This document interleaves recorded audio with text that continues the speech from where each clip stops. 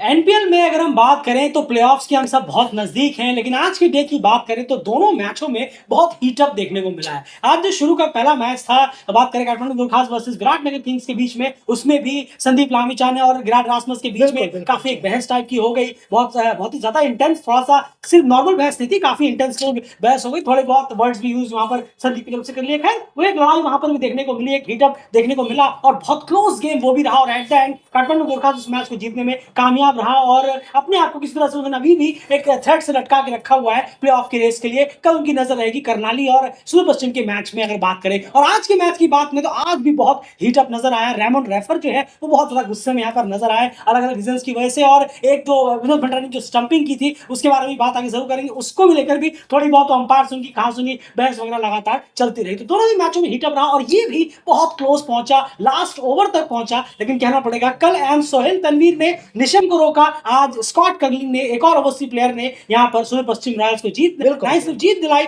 बल्कि उनका टॉप 2 में रहना स्टैंप लगा दिया कि हाँ अब वो टॉप 2 में ही हर हाल में रहेंगे, क्योंकि नेट रन उनका वैसे ही बहुत शानदार है और 10 पॉइंट के साथ अब वो टॉप 2 में हम कंफर्म हो गए हैं और प्लेऑफ में भी क्वालिफाई कर चुके हैं। आज के मैच की बात करते हैं। सबसे पहले यहाँ पर किस तरह से इस मैच ने करवट लिया है, सुपर पश्चिम रॉयल्स की बैटिंग की शुरुआत करते हैं। जरूर, अगर हम बात करें सुपर पश्चिम रॉयल्स की तो शुरुआत इतनी अच्छी नहीं हुई। सैफ जैब जल्दी आउट हुए, 16 रन के स्कोर पर टीम के पहला विकेट गिरा, 9 रन बनाकर आउट हुए। इसके बाद 51 रनों तक कोई एक छोटी सी पार्टनरशिप यहाँ चल रही थी विनोद भंडारी और ब्रैंडन मैकमिलन के बीच, लेकिन वहीं पर विनोद भंडारी आउट होके 51 रन के अंदर दूसरा विकेट गिरा जब विनोद भंडारी 14 रन बनाकर आउट हुए। उन्हें स्टार्ट मिला है, मिनी स्टार्ट उन्हें मिले हैं इस एनपीएल में, लेकिन वो उसे बड़े में कन्वर्ट नहीं कर पाए। ये अफसोस जितनी शानदार उनकी कीपिंग रही है इस टूर्नामेंट में, जितने चालाक, आप कह सकते हैं कि one of the best wicket keeper रहे हैं इस एनपीएल में अभी तक के लिए अगर बात करें, और बहुत क्लेवर विकेट कीपिंग उन्होंने की है। लेकिन अगर बल्लेबाजी से उनके साथ और मिल जाता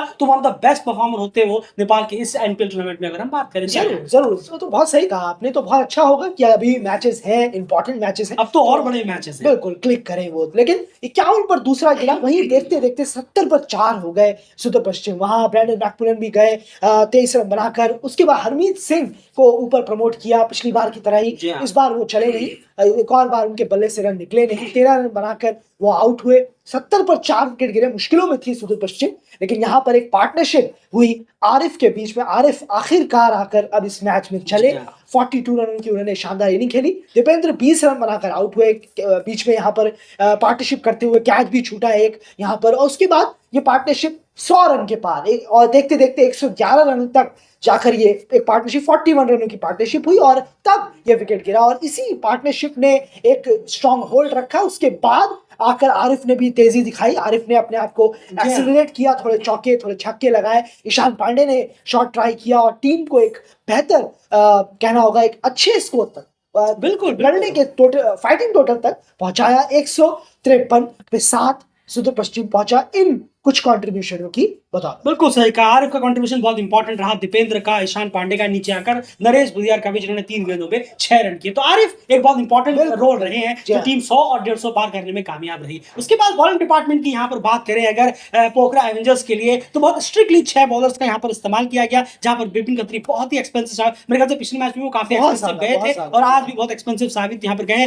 रेमन रेफर 4 ओवर में 24 रन कंट्रोल जरूर उन्होंने रखा, लेकिन शायद वो एक्सपेक्ट करेंगे कि खुद से कि एक आध विकेट वो और निकाल पाते तो और ज्यादा बेहतर रहता। सागर ढकल बस स्ट्रिक्टली 4 ओवर में 29 रन 1 विकेट, इनसे भी थोड़ी सी एक आध विकेट की और उम्मीद थी। कुशल मुर्तल ने यहाँ बॉलिंग कराई, 4 ओवर में 27 रन 2 विकेट उन्होंने यहाँ पर निकाले। माइकल लीक्स ने 4 ओवर 27 रन 1 विकेट निकाला। डेफिनेटली अब ऐसा भी नहीं कि बहुत ज्यादा खर्चीले साबित हो गए विपिन खत्री के अलावा, बॉलिंग यहाँ पर देखने को मिली और 150 का टारगेट था। ज्यादा भी आप बॉलर्स पे ये कह सकते कि बॉलर्स ने क्या कर दिया, फिर भी एक ठीक ठाक टोटल बॉल से रोकने में कामयाबी जरूर दिखाई। उसके बाद लेकिन चेस की यहाँ बात करें, एक तरफ से बात करें तो एंड्रस ग्रॉस ने जो है वो जबरदस्त एक छोड़ पकड़ा हुआ था। 21 गेंदों में 36 रन की ताबड़तोड़ इनिंग उन्होंने खेली। दिनेश खरेल फिर से उन्हें एक स्टार्ट मिला और फिर से उनका स्टार्ट जो है वो जो है थोड़ा सा वेस्ट के तौर पे चला गया, इसे वो दिनेश खरेल अपनी इनिंग को बड़ी नहीं कर पाए इस एनपीएल में। उन्हें शुरुआत मिली है कुछ इनिंग में, एक इनिंग को छोड़कर जहां पर 10 विकेट से, उसके अलावा उन्हें स्टार्ट मिला है, उसे वो बड़ा कैपिटलाइज करते 70-80 की इनिंग तक लेके जाते, वो हमें अनफॉर्चुनेटली देखने की तरफ से नहीं मिला। ये दिनेश खरेल खुद भी डिसअपॉइंट खुद से होंगे और होना भी चाहिए क्योंकि एक अच्छा प्लेटफॉर्म उन्हें यहाँ पर मिला था, जो कि अब ये लास्ट गेम था, इसी के साथ वो जी हाँ। जिसका अब कोई एनपीएल में गेम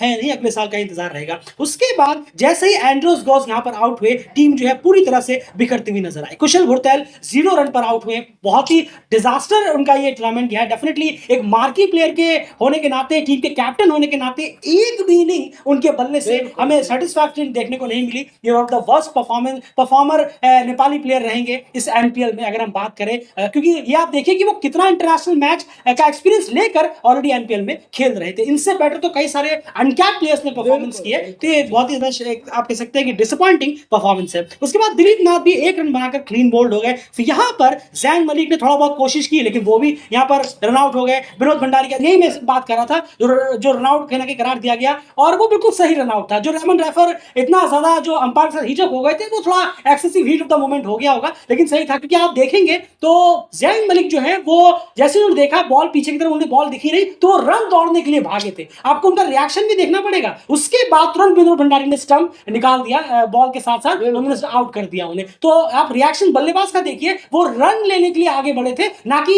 ओवर कंप्लीट हो गया ये बोलकर आगे बढ़े थे। अगर आप रिएक्शन देखेंगे तो आपको क्लियर समझ में आएगा। तो Ramon refer heat of the moment बहुत ज्यादा कहीं ना कहीं बोल गए। उसके बाद रेफर और किरण थागुना ने इनिंग बिल्डअप करने की कोशिश की, मैच वापस आने की कोशिश की। जरूर 59 पे 5 विकेट थे, 69 पर 5 विकेट हो गए थे एंड्रस गॉस की उस इनिंग के बावजूद। और फिर इन दोनों ने 70 रनों की पार्टनरशिप की, जो कि उम्मीद नहीं थी कि शायद रेफर इस बार कुछ कर पाएंगे। इस बार भी वो लेकर आए, लेकिन उनको एक साथी मिला। साथी मिले इस दौरान इस पार्टनरशिप करते हुए। किरण थागुना की हम बात कर रहे हैं, उन्होंने अच्छी इनिंग खेली। उन्होंने स्टेडी इनिंग रही, 32 रनों की इनिंग उन्होंने खेली। पार्टनरशिप जहां जरूरत थी करके दी, लेकिन आसान चेस था, लेकिन विकेट्स जो थे पोखरा एवेंजर के हाथ में थे नहीं।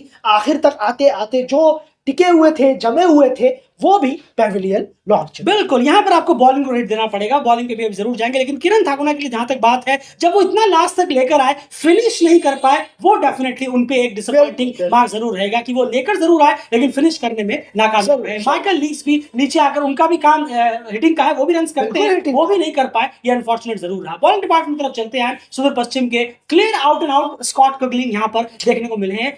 ऊपर के विकेट हो, बीच के विकेट हो, नीचे के विकेट हो, एक ओवर में 8 रन डिफेंड करना था, वो आए। उन्होंने पहली गेंद पर मेरे ख्याल से किरण थागुना को बोल्ड, पहली या दूसरी गेंद थी, बोल्ड मार दिया, कहानी वही खत्म हो गई। बिल्कुल, एब्सोल्युटली आउटस्टैंडिंग उनकी बॉलिंग रही है, ब्रिलियंट उन्होंने आज पहली ही गेंद था वो। बिल्कुल, बहुत शानदार उनकी बॉलिंग रही और 5 विकेट 5 पर उन्होंने निकाला। ये एक और ब्रिलियंट परफॉर्मेंस जो उनके तरफ से आया है सुदूर पश्चिम के लिए। और सुदूर पश्चिम में ये मैच जीता, बहुत पहले ही जीत रहे थे, लेकिन एक पार्टनरशिप हुई, फिर मामला खराब हुआ, फिर कुगलिन को आना पड़ा। जो इन्होंने बॉलिंग कराई है, अपने बॉलिंग का इस्तेमाल किया, लेंथ का, लाइन का, कुछ ट्रिक्स का, वो बहुत शानदार था। उसमें पोखरा एवेंजर्स की बल्लेबाज जो है कुछ हड़बड़ी में फंसते हुए नजर आए, और कुछ जेन्युइन बॉल जो काफी अच्छी थी कुगलिन की, उसमें फंसते हुए नजर आए। ब्रैंडन मैकमिलन के 1 ओवरों में 21 रन आपने बटोरे, फायदा उठाया, लेकिन कुगलिन ने जिस तरीके से बॉलिंग यूनिट को संभाले रखा, वो काबिल तारीफ। जी, दीपेंद्र सिंह यारी की यहाँ हम तारीफ करना चाहेंगे। जी, आप सोचेंगे आज उन्होंने ज्यादा कुछ खास रन किए नहीं, 20 रन किए हैं, विकेट भी कोई नहीं मिला, तो फिर तारीफ किस बात की? वो इसीलिए क्योंकि डेल क्रिकेट ने लगातार ये चीज देखी है इस एनपीएल में, एक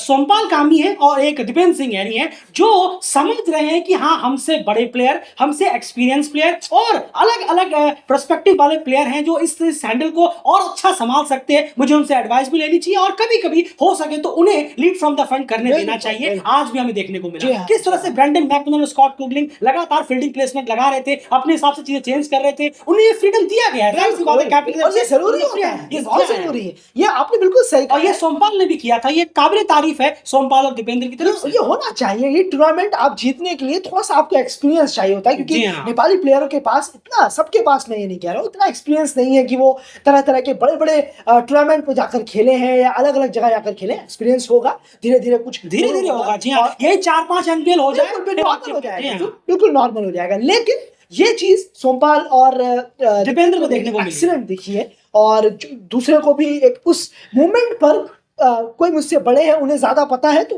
उनको lead from the front position देना, ये वाकई बहुत शानदार दिखा। जो एक नजर आया हमें, ये क्वालिटी, ये बेहद ही शानदार है। बिल्कुल सही कहा। और थोड़ा बहुत अगर हम कहें कुछ आध इंस्टेंस में हमने कुशल मल्ला को भी देखा है कि वो जी सोहेल हाँ, तनवीर जी से हाँ। काफी ज्यादा एडवाइस रवि लेते बोपारा हैं, है। इसका रवि बोपारा को भी बिल्कुल। वो फ्री हैंड देते हैं, ये बहुत अच्छी चीज है। यही हम बात करें तो जो संदीप लामिछा ने करने में चूक गए विराटनगर किंग्स के लिए। फिलहाल इस वीडियो में इतना है, बने रहिए डेली क्रिकेट चैनल के साथ। कल का मैच जरूर देखना मत भूलिएगा, ऑब्वियसली नहीं भूलेंगे। जी हाँ। और बल्कि मंडे है, देखना पड़ेगा कितने लोग देख पाते हैं कि देखेंगे जरूर। और अगर छूट भी जाए एनालाइज जरूर आकर सुनिए। बिल्कुल।